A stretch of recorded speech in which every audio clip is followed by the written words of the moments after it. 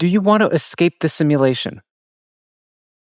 I really want to find out what's outside of it. And so the term I use for it is escaping, whatever it means informationally getting access or actually uploading myself to an avatar outside of it. I mean, it sounds like a very interesting scientific experiment.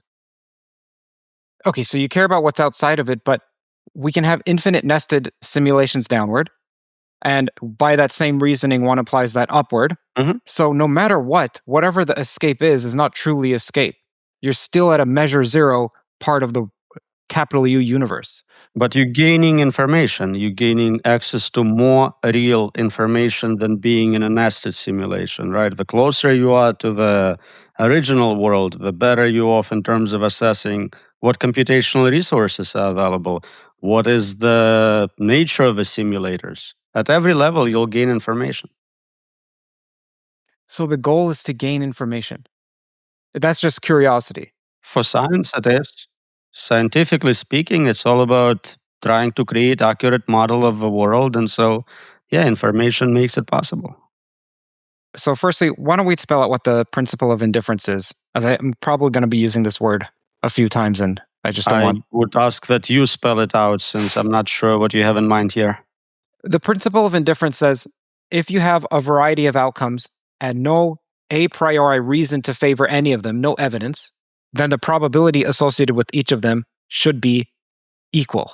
So in Bayesian terms, assigning a uniform probability as your prior. Well, there are a few issues, and I could place a link on screen, but one of them is that how do you partition your possibility space? The classic example is suppose you roll a die. Its possibilities are 1, 2, 3, 4, 5, 6. I ask you, what's the probability it lands on 4? You say 1/6. But then obviously you don't know if the die is weighted. You don't know what if I told you that I'm going to partition the outcomes as it's either going to be number 1, 2, that's a set, or it's going to land on set here, 3, 4, 5, 6. But now we have 2 outcomes. So do we assign that as occurring with 50% probability? Well, that's inconsistent. Then there's another argument from Bos van Fraasen along these lines, which I'll place a link on screen here and in the description. Actually, I have a lecture from Niagara University, which I'll place on screen, about the principle of indifference and the simulation hypothesis. I'm not completely follow why. So if I'm creating exact replicas of this universe, right? Why would I need to have additional properties to sub-classify it into different sets? Why am I not just saying, I created literally 1 million of those interviews. You're in one of them. Why is it not 1/1,000,000? Why is it something else? That's the question. Because you're putting question marks on what's the probability doesn't necessarily mean the probability is a uniform probability. It just means we don't know. Right. So I'm trying to say that I'm going to retroactively place you in a simulation. And so I'm the simulator and I'm deciding on the nature of those simulations. And I'm saying that they're all going to be equally likely and as close to the original as I can possibly make them. But you just posited that you already instantiated that they're all equally likely. Like from above, you already know they're equally likely. Because that's what I'm promising to do. I'm pre-committing to running those simulations. How about this? Suppose there are 1 million simulations, and then we say, okay, but then by principles of entropy, most of them are chaotic universes of just pure torture. Let's just say that. Because a good, coherent universe is extremely rare.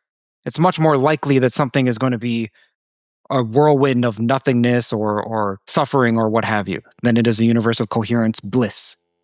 Just by numbers. Are you suggesting that they are generated at random? We have no design control over them. They just at random, and then you're asking, and how many would conscious life be able to survive and self-inspect?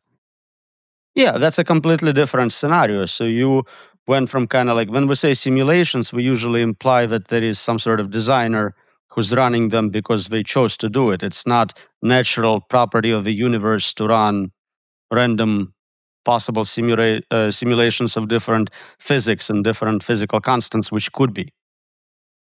Hi, everyone. Hope you're enjoying today's episode. If you're hungry for deeper dives into physics, AI, consciousness, philosophy, along with my personal reflections, you'll find it all on my Substack. Subscribers get first access to new episodes, new posts as well, behind the scenes insights, and the chance to be a part of a thriving community of like minded pilgrimers. By joining, you'll directly be supporting my work and helping keep these conversations at the cutting edge. So click the link on screen here, hit subscribe, and let's keep pushing the boundaries of knowledge together. Thank you and enjoy the show. Just so you know, if you're listening, it's CurtJaimungal.org, CurtJaimungal.org. Then we have to place our mind in a designer and say, well, the designer must have had a goal, and we think about ourselves as to what goals would we want. Well, we would want more information about weather systems, so let's simulate weather systems.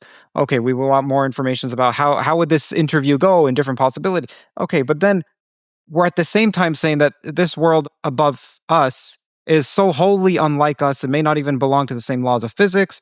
They're so rational. They're super rational. They're beyond us.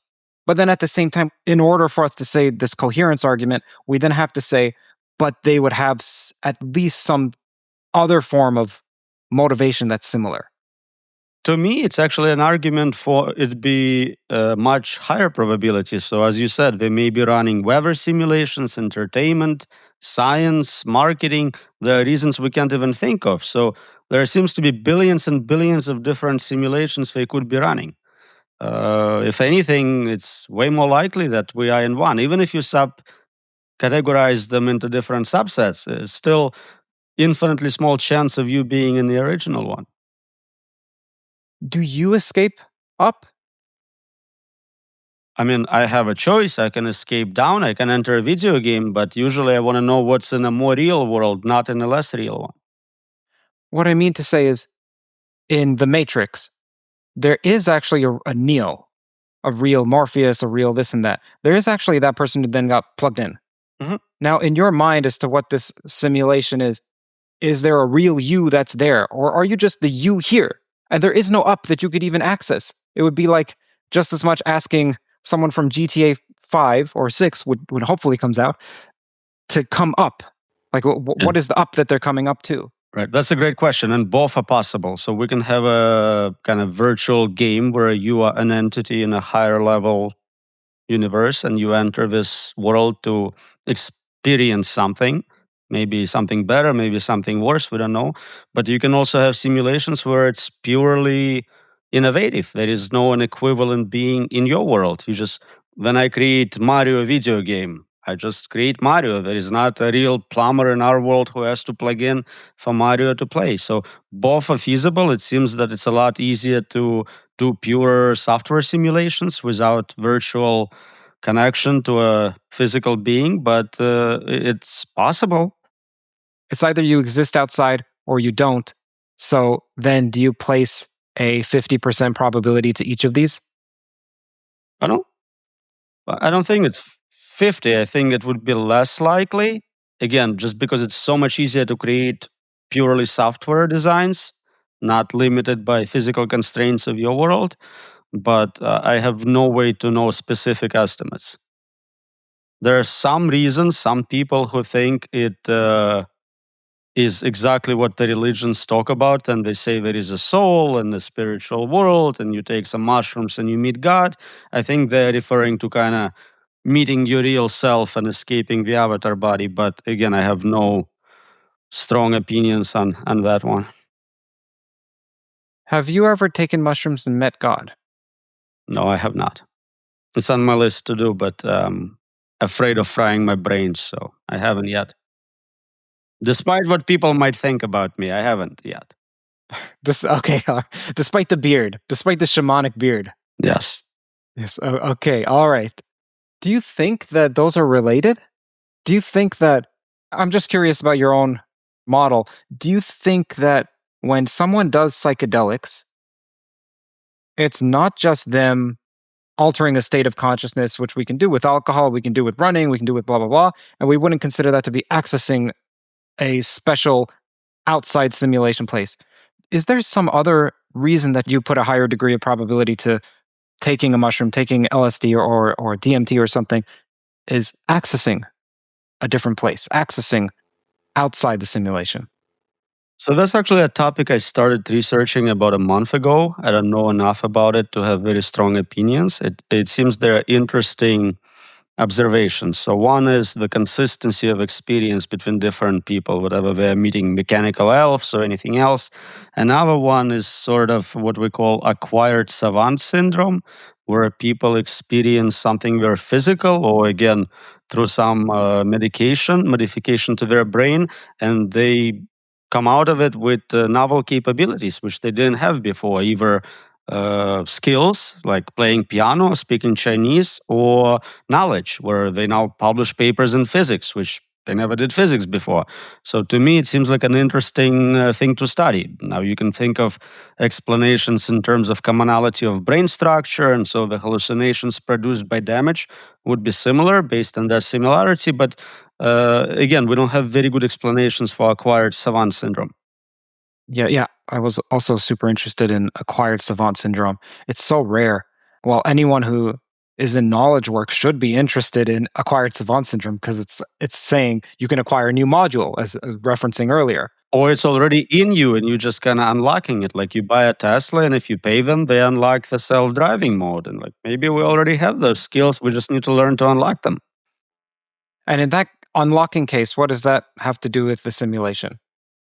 Well, if you have, an entity outside of a simulation with all sorts of skills, and it gets handicapped to play the video game, maybe you can have direct access to much cooler skills. It'd be like hacking the simulation, getting magic abilities, infinite lives, something like that. Okay. Interesting. Let me see if I'm following you, though. Let me just see. So, at first, what I was going to say is there's nothing about the simulation about that. It could just be you're blocked. There's a neurological block. It's something physical. There's nothing about a simulation about it. You remove these 3 neurons. It's as simple as a snip, and then somehow some other neuron gets connected, and there you go. You get a new ability. But you're saying that it could be that. But it also could be indicative of something like a video game where you're pressing start, up, down, left, right, and entering some cheat code, and then you get access to something else. And the fact that that cheat code exists implies that there was some sort of extra design to this more so than we thought. And that implies that there is somehow you're in the simulation. So those, I think, are separate. So the changes to your brain unlocking a skill which was previously unavailable to me, is an indication of some sort of artificial stupidity. One of the ideas we had for AI safety work is to put limits on AI. So it can only remember 7 things, like humans can. That's the limit of your memory.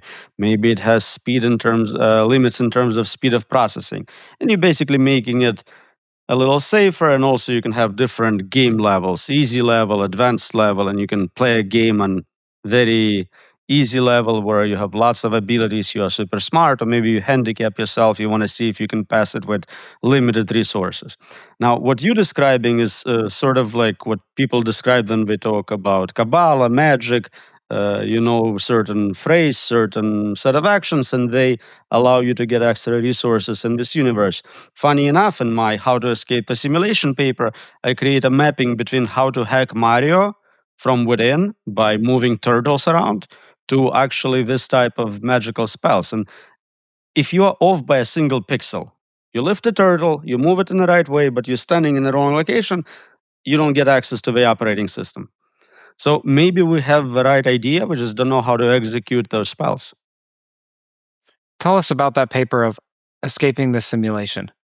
So I wanted to take this idea seriously. I completely ignore all the mushroom fun stuff and I just look at computer science. What examples do we have of hacking video games, virtual worlds? How did people do it? And what would be equivalent in our world? It's the first paper on that topic, and I'm still here. So that tells you everything you need to know about how successful it was.